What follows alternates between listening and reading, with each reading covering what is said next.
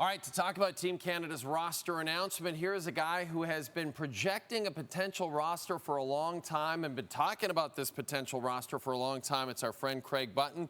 Craig, the first thing that came to your mind when you officially saw that roster on Wednesday was what? How could they make so many mistakes? No, I'm just kidding, Jake. I'm just kidding.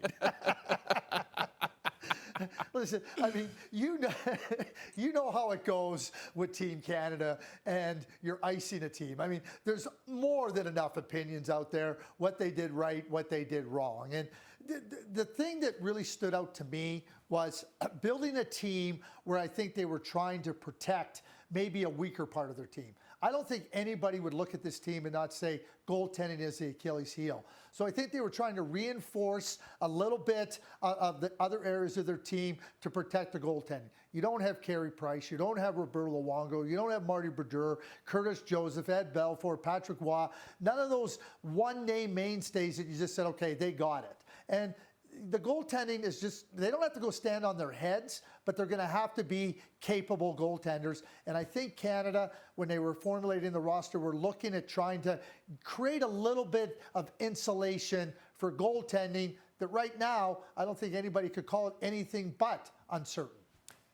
Mark Scheifele, John Tavares, Zach Hyman. I know you had Zach Hyman on your projected team. Are there any veteran names, first of all, veteran names, Craig, that were not on the roster that surprised you?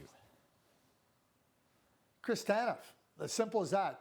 I just talked about the defensive part of things, and you know, you put Colton Parayko on the team, and he's a big, strong guy. Obviously, Doug Armstrong knows him well, but at the same time, Chris Tanev, and Mike Johnson and I agree fully on this. He's the best shutdown specialist, defensive specialist in the National Hockey League. And so if you want that area of your team covered off defensively, Chris Tanev should have been on this team. There's no question about it, in my view. Should have been on this team. And when you consider how well he plays, and he's matched up against the other team's best players, shift in, shift out, and he's that good. And I think that he would have been a better choice than Colton Parayko. You touched on it earlier, Craig. There's no Carey Prices, there's no Roberto Luongos, there's no Marty Brodeurs or Patty Waz. So you get the Adin Hill, Jordan Binnington, Sam Montembeault trio. How do you feel about that trio? Because I know that's basically the trio that you projected to be on this team. Yeah, when you think about it, Jay, in this regard, okay, so the manager, the overseer, as Darren Drager called Doug Armstrong, he won a Stanley Cup with Jordan Binnington in 2019.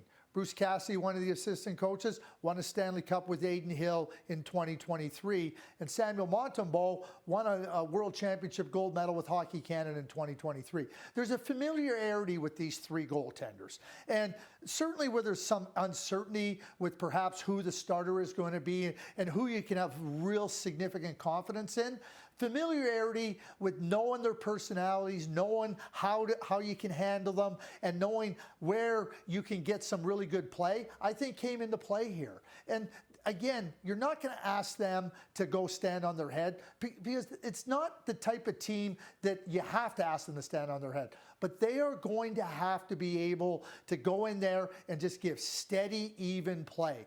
And games are going to be tight. They're close. They always are in international competition. So you don't want to be chasing games, and it's up to the goaltenders to just do what they're capable of doing. I think that's a big part of it. Having said that, Craig, are you at all surprised, considering it did seem pretty wide open from the goaltending position, that a goaltender could potentially come in and steal one of those spots, that the play of Logan Thompson this year, best statistical goalie in the league, really, that his play didn't allow him to earn a spot on this team? It doesn't surprise me, but it can be surprising at the same time. Those two things can be true at the same time. As you're talking about the statistics of Logan Thompson, he's been excellent, and I don't think anybody would debate that. But when you start to look at the decision-making, and Hockey Canada certainly would have considered Logan Thompson, but they're also, as I just mentioned, with the other three. Okay, what's the familiarity with them? What have they done? Where can we gain a little bit more confidence in our goaltending position? Because uncertainty is certainly there. I know that Don Sweeney, the general manager, said, you know, there's a lot of angst out there about the goaltending, and he said, we don't really share that angst. Okay, that's great. That sounds like a little bit more bravado. There should be angst when you don't have certainty in the net. That doesn't mean that one of these three can't do it, but I don't think there's any question that they considered Logan Thompson and had long discussions about him. But at the same time, familiarity, what they've been able to accomplish, and Logan was part of a Stanley Cup winning team in Vegas, but you come back to the different elements that you're really trying to look for. Who was the guy that ended up winning it when it counted the most? All three of the goaltenders named have done that. Okay, let's talk about Evan Bouchard, Craig. If you watch the Stanley Cup playoffs in the spring, there was no way he wasn't going to be on this team. It seemed like a lock Evan Bouchard was going to be on this team. And I know you have been effusive in your praise for Evan Bouchard as a player. So what was your level of surprise, Craig, that Bouchard did not make this final Canadian roster? 10 out of 10.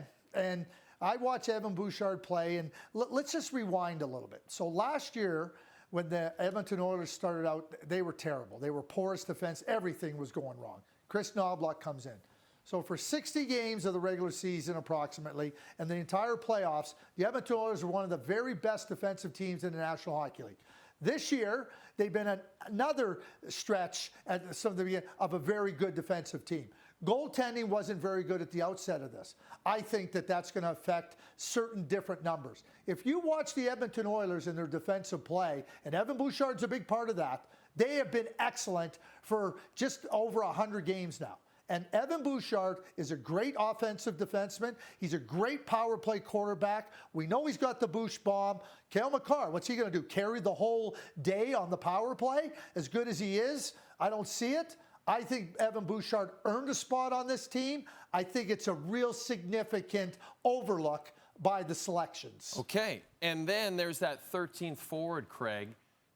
You and Mike Johnson had it going to Connor Bedard at the start of the season. We know about Bedard's struggles. We've heard Nick Suzuki's name being mentioned. We've heard Robert Thomas's name being mentioned. We've got a lot of great young forwards in Canada. The guy who gets the call, though, is 22-year-old Seth Jarvis of the Carolina Hurricanes. Do you think that was the right call? No, I don't. Nick Suzuki's a better player offensively, defensively, versatility. Seth Jarvis is a winger. Nick Suzuki's a center. He's done it. He makes people around him better. That was another shocking omission for me, not seeing Nick Suzuki on the team. And, hey, it's great. Everybody that got named, Colton Parayko, everybody that got named and everything, that's fine. We have to respect the fact that people made decisions. And when it comes to Canadian hockey, it's real simple. Win, or you're going to be questioned even harder. You're going to be questioned before you win, but you're going to be questioned even harder if you don't win. So they know what the deal is, and they understand that. But Nick Suzuki is a better player today than Seth Jarvis in every regard. Okay, let's talk about Team USA and look at the roster that USA Hockey announced on Wednesday. We've got a couple of pairs of siblings, Craig, the Tkachuk boys, Jack and Quinn Hughes, 6 players represented by Canadian NHL teams, and what a goaltending trio. Connor Hellebuck, Jake Ottinger, Jeremy Swayman. All told, Craig, how do you think this American roster stacks up against the Canadian one? I think it's a better roster. I think they're the favorites. And now, I'm not going to say they're a big favorite and by a wide margin, but they're the favorites. When I look at the last 2 Stanley Cup champions, Jay, that would be the Florida Panthers in 24 and the Vegas Golden Knights in 23. This USA team has striking similarities to those teams. Excellent goaltending, blue line that is really deep and really good. And then you have forwards that are hard to play against. They got size, they got grit. They're going to be a group that makes it really hard on you. Play along the walls, play in the trenches, in and around the net. There will not be anything easy versus this USA team. And I look at the last 2 Stanley Cup champions, and I see this team built along the same lines. One of the things for Team Canada, they're light on the walls. They're light on the wings. And you got to be strong to be able to get to the middle of the ice. It's not just about skill. We saw that in the playoffs. We're going to see this in this type of an event. And I think the USA is built to win. This is fun, Craig. And guess what? We're not done talking about the Four Nations face-off rosters. We've got our hockey insider Pierre LeBrun joining us a little later on in the show. Craig, thanks for this. Appreciate it.